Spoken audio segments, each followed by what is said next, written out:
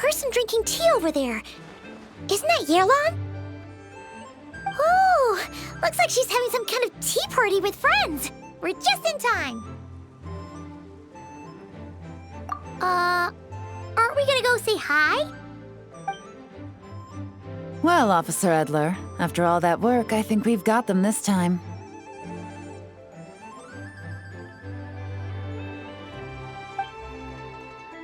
Might take a few days to wrap up things in the field. In the meantime, I think you've earned yourself a break.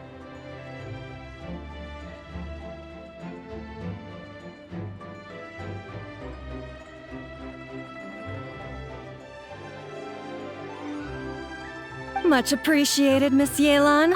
This case really took it out of me. 13 strongholds. One thieving weasel after another. We rounded up so many people, you almost start to hope a few were innocent just to balance it out. I'm just glad we finally took down these crooks. Anyway, I'm gonna drop in on that old classmate of mine in Chaoying Village and reminisce about old times. Don't forget to take some tea and dim sum back to your friends at the Maison Gardiennage.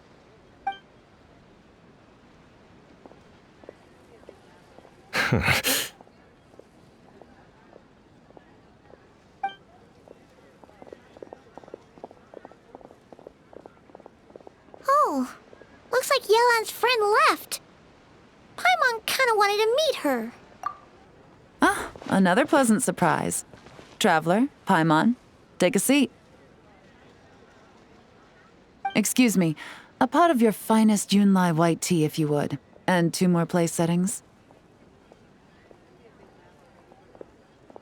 Now, judging by that expression, I assume you came over to ask about the 2 spies that were just watching us. Ah! Spies? What spies? There were spies around here just now? Oh, more than that, I'm sure. I bet they already sent someone to tail Officer Edler. Anything to foil our operation. Oh, so you're tracking down some criminals? They've got some nerve spying on you like that. Pretty bold if you ask Paimon. Well, those tend to be the kinds of cases that cross my desk. If I could leave it to someone else, I would. I could have been on vacation right now. Mora laundering, to the tune of 10 figures and counting. Laundry? What does that have to do with Mora?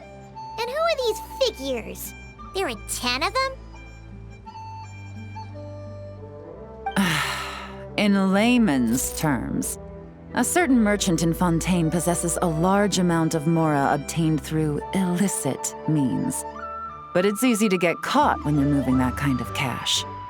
So you cover your tracks, create a front to avoid detection, and what do you know? Your illegal Mora now looks completely legit. And this merchant's front of choice? Fine art and antique auctioneering. He buys goods from all over Teyvat, brings them back to Fontaine, and rebrands them as pieces of fine art, driving up their price in the process. Then, when the items go to auction, he buys them up at their inflated price with his own illicit funds. And through this exchange, the proceeds he receives in return are clean. This process allows him to legitimize his illicit wealth.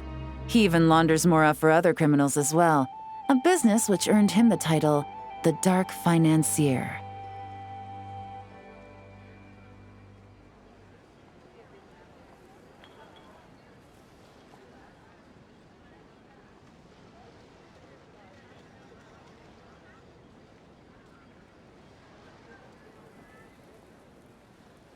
That's to be expected, I suppose.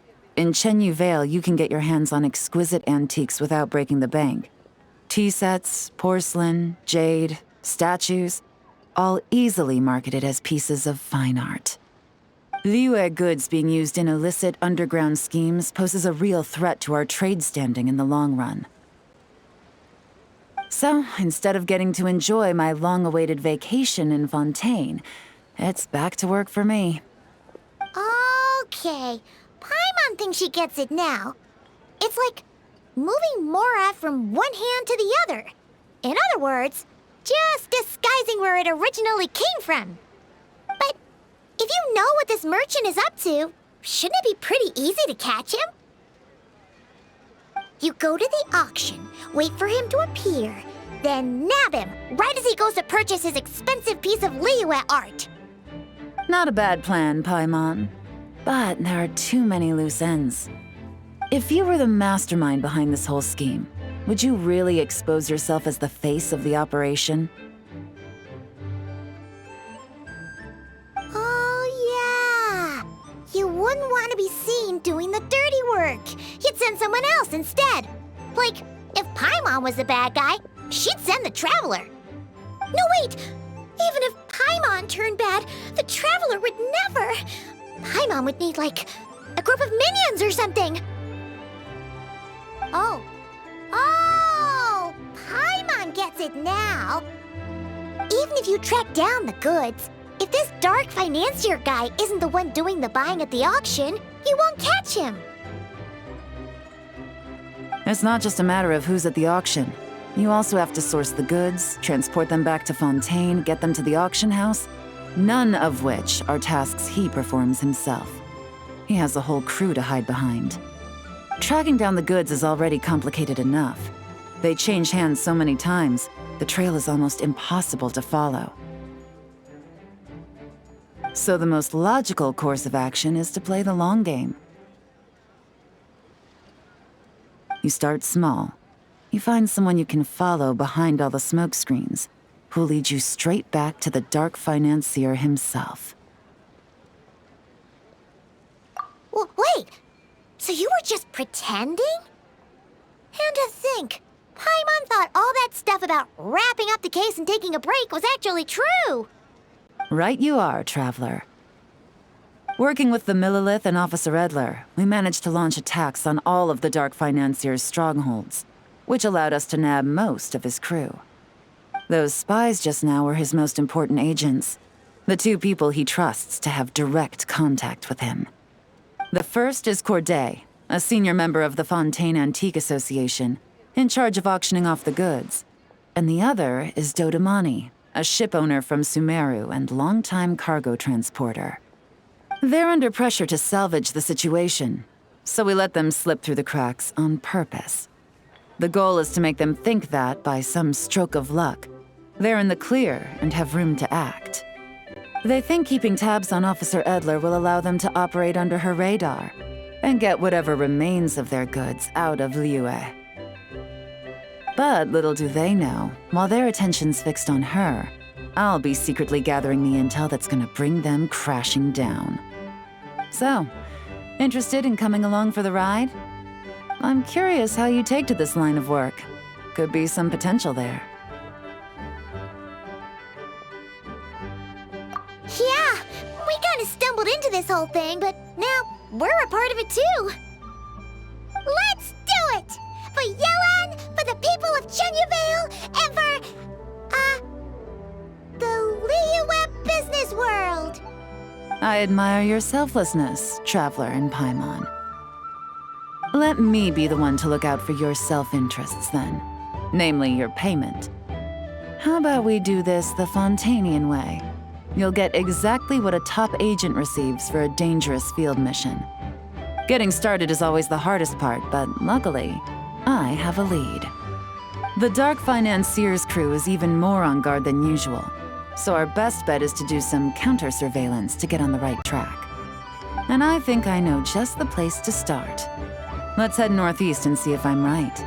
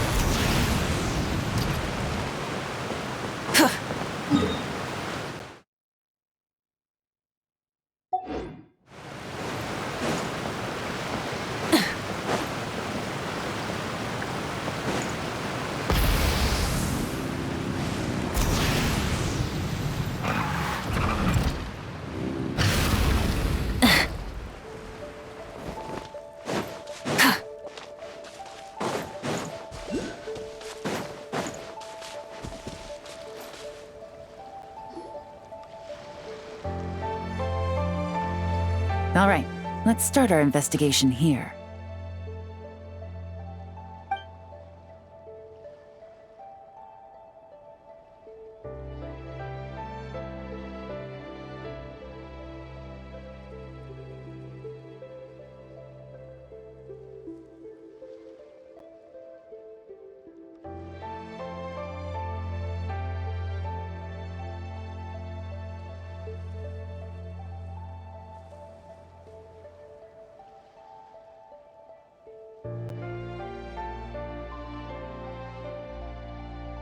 So, we can all agree this is just a normal stretch of wilderness, right?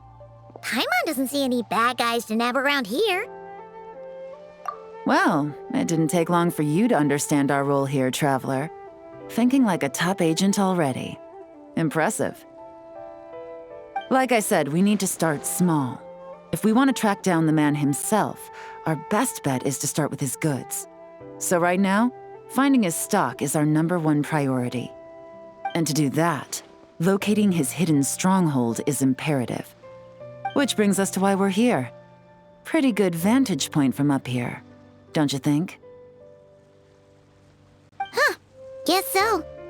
Paimon can see the port of Elong Wharf, the boats in the distance, and some kind of tower. What's that for? It's a lighthouse. The Millilith use it to monitor the situation at sea. In addition, the flashing of the light can also serve as a means of communication. Oh, let's hear it.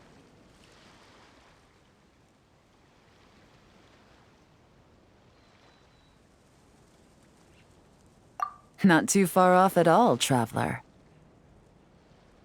The Millilith maintain an impeccable level of security in Shenyu Vale through consistent patrolling. This location offers a perfect vantage point to observe their lighthouse signals and deduce their patterns of behavior, which is a huge help if you need to move goods under the radar. So we should be able to find traces of the Dark Financier's scouts in this area. Oh, okay. Paimon doesn't quite follow, but she'll take your word for it. It's simple. Just take this forensic imaging device and investigate the surrounding area. As long as we're meticulous, I'm positive we'll find something.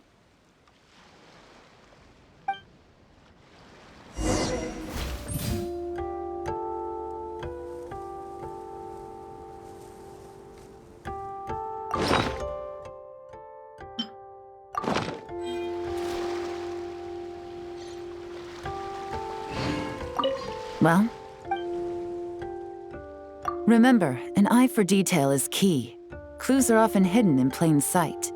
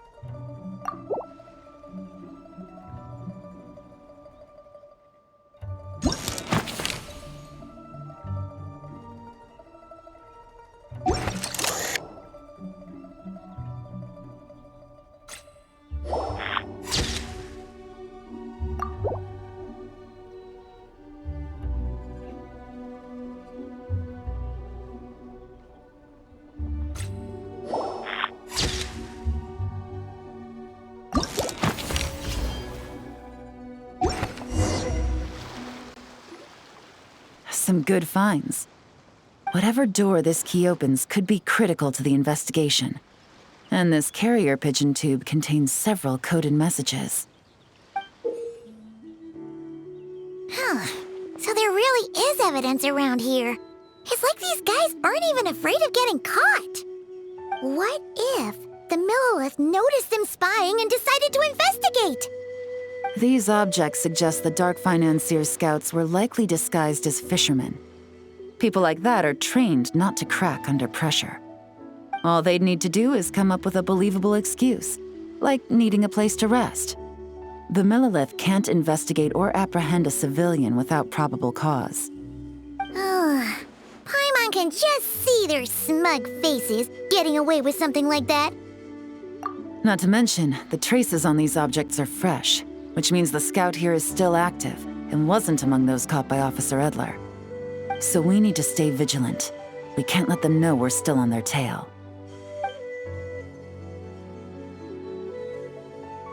I had a hunch this area was being used as a lookout, and I was right. But that still leaves the question of where the goods are hidden. Any ideas?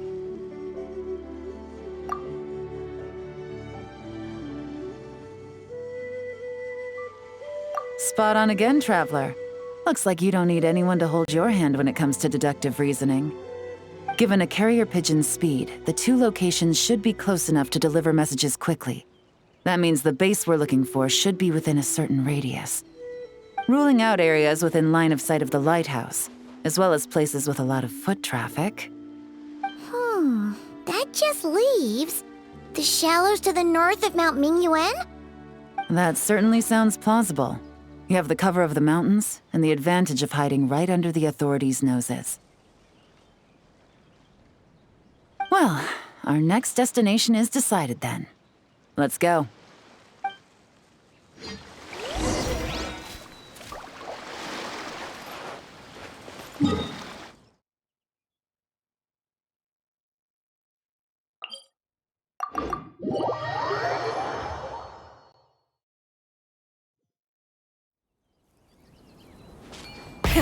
Rev the engines!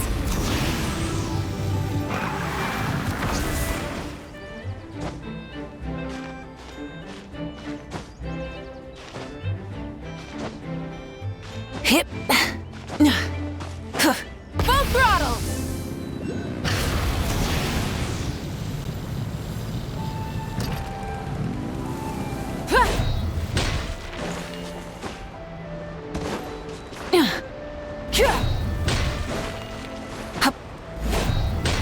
Try and stop me!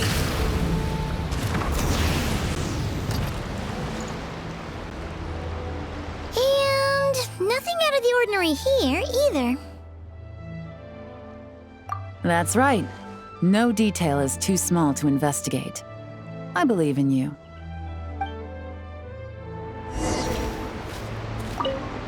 The evidence could be even more well hidden this time. All set? All right. I know you have an eye for detail, so use it to your advantage. You've got this.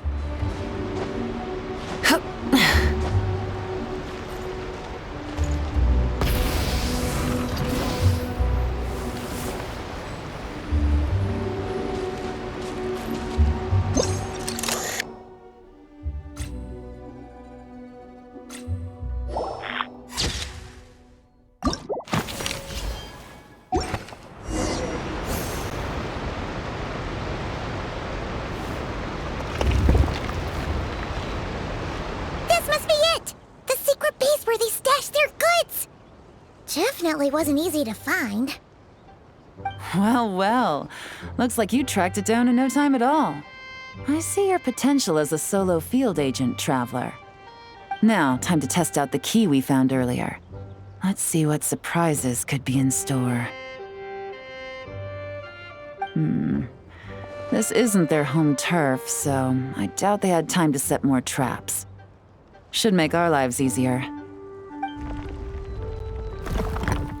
I'll take it from here. The last thing we want is to leave traces behind in there. Caution is the name of the game. You two keep a lookout. Make sure no one barges in while I'm in there. You got it! This is a first for us, but the Traveler can do anything. He's got your back!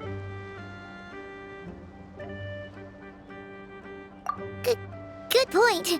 Yelan doesn't make mistakes like that.